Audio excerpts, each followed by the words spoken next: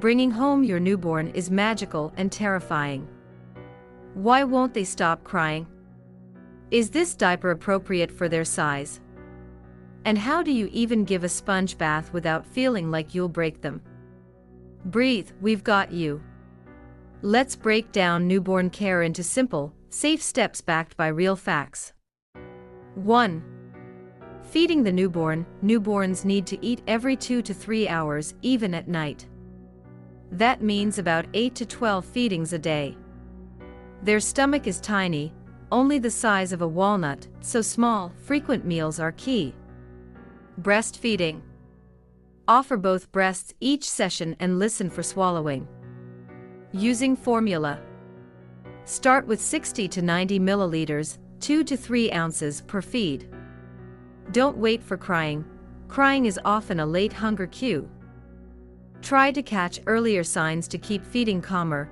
Burp during and after feeds.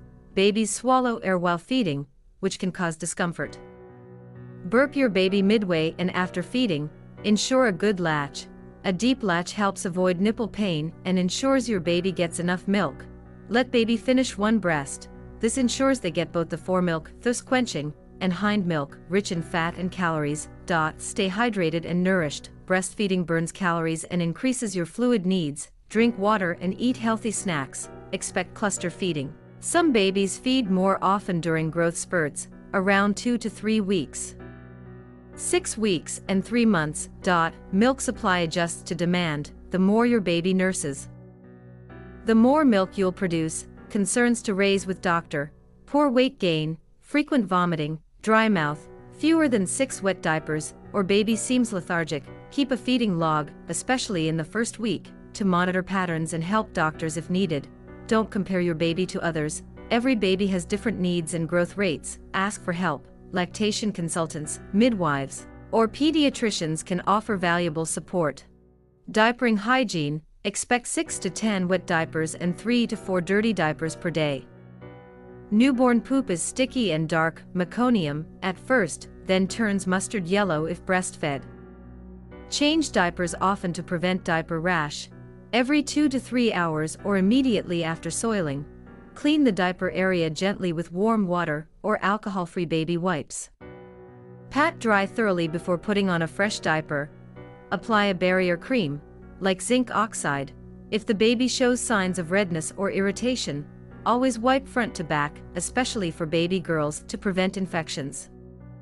Use warm water or fragrance-free wipes. If your baby hasn't had a wet diaper in 8 hours or more, call your pediatrician. Dehydration can sneak up quickly. Bathing the baby. No tub yet. Stick to sponge baths until the umbilical cord falls off, usually by day 10 to 14. Use a soft cloth, warm water, and gentle baby soap only once or twice a week. Go gentle and simple. Use mild, fragrance-free products or just warm water. Avoid scrubbing. Gentle dabbing is enough. Wash from cleanest to dirtiest. Start with the face, no soap, then move to the body, diaper area last. This avoids spreading bacteria. Hold the head steady and wash in gentle strokes. Always keep the baby wrapped in a towel, uncovering only the area you're washing. Avoid bath toys for the first few weeks. They're unnecessary and can harbor germs. Talk or sing during the bath to comfort your baby with your voice. Don't leave baby unattended for even a second during bath time. Sleep swaddling. Newborns sleep 16 to 18 hours a day, but only in 2 to 4 hour chunks. Lay them on their back in a firm, flat bassinet, with no pillows, blankets, or stuffed animals. Swaddling tip. Swaddling helps prevent the startle reflex, but stop once baby shows signs of rolling over. Bonding. Touch and soothing. Bonding is the process where babies learn to trust and feel safe with their parents. It's not always instant. Some parents feel it immediately, for others, it develops over days or weeks. Both are normal. Newborns recognize your voice and scent. Daily skin-to-skin contact boosts bonding, regulates their temperature, and even helps milk production. Bonding is a journey, not a race. If baby cries, try rocking, shushing, or gentle bouncing. Most fussing is normal, but trust your gut if something feels off.